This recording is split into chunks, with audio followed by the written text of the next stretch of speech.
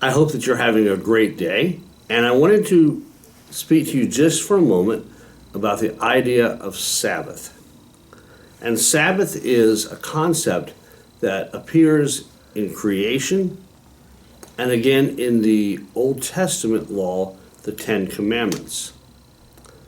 On the first 6 days of creation, God created all kinds of planets and stars and animals and birds and even people.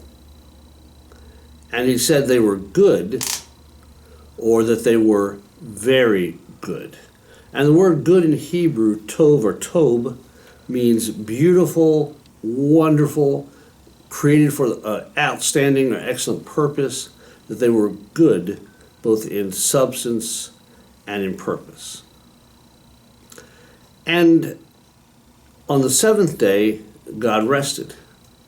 Now, it wasn't because God was tired, but it was because God knew that we as human beings need to come to a full stop. Because if given to our own devices, we'll keep working and working and working and think that we're producing all these things, when even the gift of life itself, the ability to breathe and move and think and feel, all that comes from God. Everything comes from God. So on the seventh day, God rested and calls us to adopt that pattern as well. And in the Ten Commandments, we hear, honor the Sabbath that you might live long in the land. We're to take a day of rest, and not just for us, but for all those for whom we work and work with and for, and everyone, even the animals, are to rest. But it's not just the purpose of rest. We're to delight in the Lord. We're to be excited about God's presence in our lives and God's provision for our lives. So during the year, I've been using as a devotional occasionally a book called Spirit Wheel by Stephen Charleston.